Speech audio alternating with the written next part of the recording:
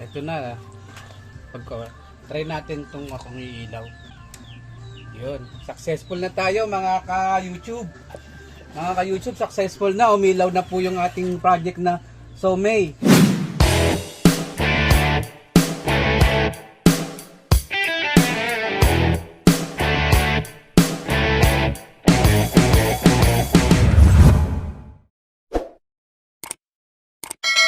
Ito po yung Somay na ring light. 24 volts po siya. Ang problema po nasira po yung controller board niya. Ito po yung controller board niya, oh. Kaso po hindi ko alam kung paano magagawa ito. Hindi naman po ako technician. Wala naman akong makita sa Shopee ng ganitong klaseng controller o sa Lazada. So tinry ko na lang po maghanap ng ibang paraan. Pero hindi po ako technician. Ito po tingin po ako sa Shopee. Ito po nakita ko itong tinatawag na 12 to 24 volts na mini 3 single color LED controller. Yan po. Ito nga pala pong LED controller po. Kaya po dalawa yung ginawa ko kasi po yung supply ng isa nito na para po sa yellow na kulay. Tapos yung isa po para sa white doon sa sa ring light po. Pinaghiwalay ko po, hindi ko pinagsama. Try ko po siyang ikabit doon kung magiging okay po. Tapos bumili na rin po ako ng isang DC female power supply jack socket. Saka isang rocker switch para pamalit ko po dito sa nasirang controller board. Try po natin kung magiging successful po ito. Okay. Ito nga pala po meron pong tornilyo sa likod. Unahin nyo muna pong tanggalin ng mga tornilyo rito sa likod para mabuksan nyo. Tapos pagka natanggal ng tornilyo, aangat na po itong takip.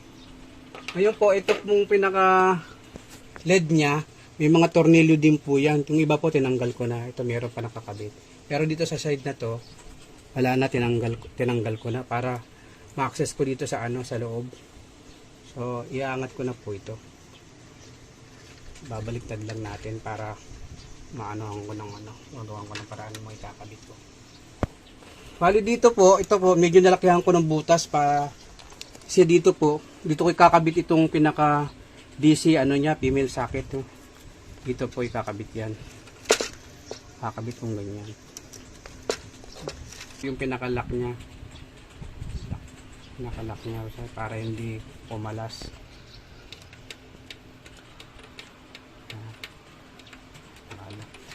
Lock niya doon. Lock niya.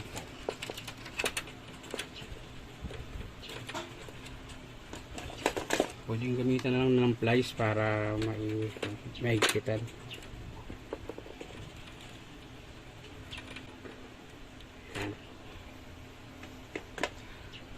Ito yung pinaka-rocker switch niya. Tapos ito kasi maliit ito at ginawa ko, kiniskis ko na lang kung anong paraan na para mapalawag mo lang to. Para pumasok lang tong rocker switch. On off switch na to. Yan siya. Tapos ito na lang siya. Hindi na lang ng lugan para kumapit.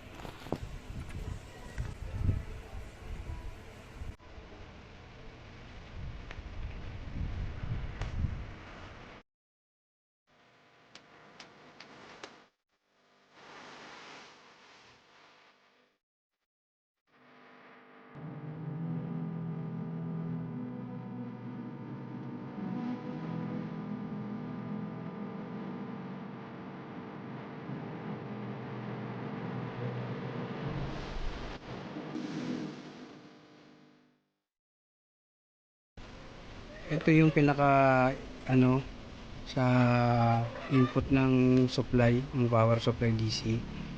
Bali naglagay lang ako ng switch demand dito yung positive niya. Itong dalawang LED niya, mayroong indicator yan dito kung saan papasok yung dito, tulad dito ito. Mayroon siyang 12 to 24. So diyan papasok yung supply. Yan. Bali yung dalawa niya, yung negative sa negative ditong line. Pinagsama ko dito sa negative line nito. Ito siya. Ito, pinagsama ko siya. Tapos yung dalawang positive line dito sa ano, doon sa ayun, yung dalawa na yan. Ito yan, dalawang pula na yan. Dalawang pula. Mamaya papakita ko rin naman sa diagram kung paano para hindi masyadong ano, mahirapan i-analyze kung paano yung naging connection.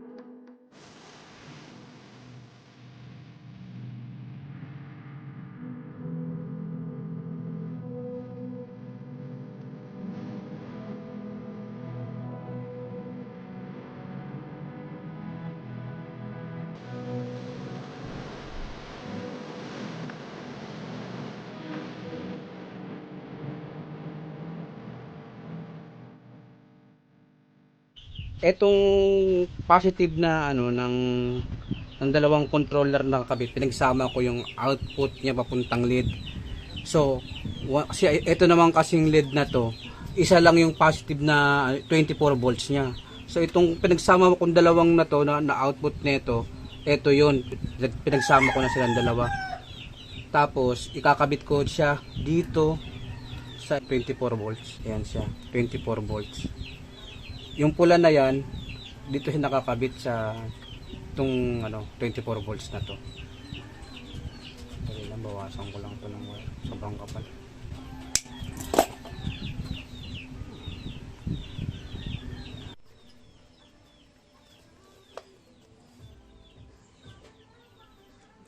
Yung positive niya nakakabit sa 24 volts.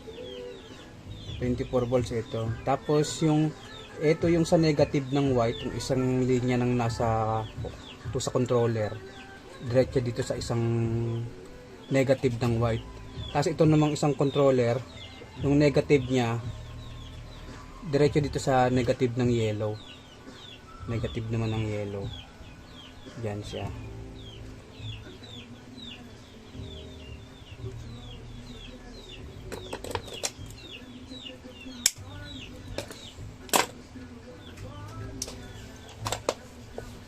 Bali yung dalawang output nito papunta sa LED, pinagsama ko na. Bali isang wire na lang siya. Tapos yung negative hindi magkasama dahil dalawang susuplayan na negative ng yellow saka negative ng white. Sa ganun ng sistema. Ito negative ng white, ito negative ng yellow.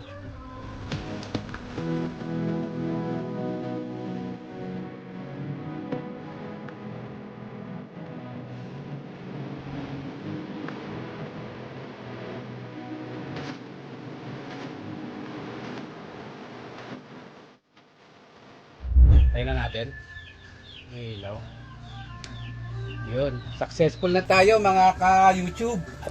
Mga ka-YouTube, successful na. Umilaw na po yung ating project na SOMEI. Ngayon po, ito yung sistema niyan. Kasi iba na po yung dati potentiometer na inaano para lumiwanag. Ang mangyayari po, ito nasa gitna. Yan po yung adjustment ng kada kulay. Bawa kung ito, hindi ko pa alam kung ito sa dilaw o sa white. May pipindutin ko yung gitna. Ayan. Yun, lumiwanag yung dilaw. Yun, lumiwanag palalo. Kada isang liliwanag siya. Hanggang sa bumalik yung dating mahina. Hanggang sa liwanag yan dilaw. Ayan. Ayan. Ayan, liwanag yung dilaw. Hanggang sa bumalik siya sa pinakamahina. Ayan, mahina na ulit. Ngayon ito naman sa kabila yung white. Okay, white. White siya. Iliwanag naman yan ng white hanggang sa pinakamaliwanag hanggang sa pinakamahina ulit. Yan. Yan, yan na ulit. Ngayon, wag niyo lang pipindutin tong yung mode kasi pagka pinindot atal tong mode magkakaroon ng parang Christmas light. Ayan o. Ayan, wag niyo po pipindutin yan. Bali gitna lang po. Ayan o. Iba-iba po ng mode. Tanggal mo natin pipindutin yun yung pinanggilid na yan. Ayan, ayaw na bumali, ayaw naman ayan, tanggalin natin yung mode na yun dito ata. Yun, ito pala ang pagpatay ng mode. Ito pa lang sa light ang pagpatay ng mode. Pasensya na mga ka-YouTube, ngayon ko lang ito na-try itong controller na to. Ganun pala yun pag pinindot mo to. Ayan, light. Pag pinindot mo tong light na to, ayan. Ngayon ulit, ito ulit yung sa pag-increase at decrease ng ilaw. Yan, sa white, sa gitna po, yan. Itong tinatawag nila na speed, yun ang sa gitna. Yan po, yan. Yan, liliwanag siya. Yan. Hanggang sa bumalik siya sa pinakamahinang ilaw, yung white na yan. Yan. Ito naman sa dilaw, sa gitna ulit po. Yan, ulit natin, yan. Yan po. Hanggang sa pinakamaliwanag niya. Yan. Yan po. Yan, bumalik sa dati. Ngayon, pagka na-aksidente, pinapindot nyo yung mode, yung para ka-demo, magkikislap-kislap siya, magkaroon ng mga mode na ilaw. Yan.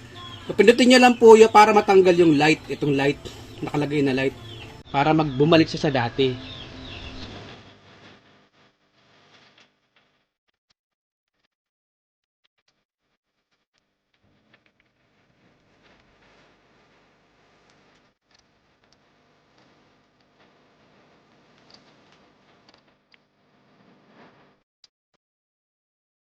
Ito po yung power supply niya na 24 volts.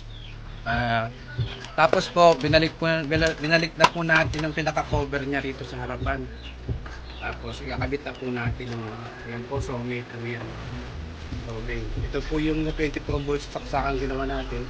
Saka ito pong switch niya, on-off. Ikakabit na po natin itong power supply niya. Tapos, i-turn on na natin itong yan na po siya. Ayun, pagka i-adjust po yung ilaw ulit, ayun po, adjust yung dilaw, iwanan siya sa pinaka-maximum, kayo i-check natin yung maximum. Tapos yung puti, yung din natin, ayan po, po yung ring light natin, gawa na po.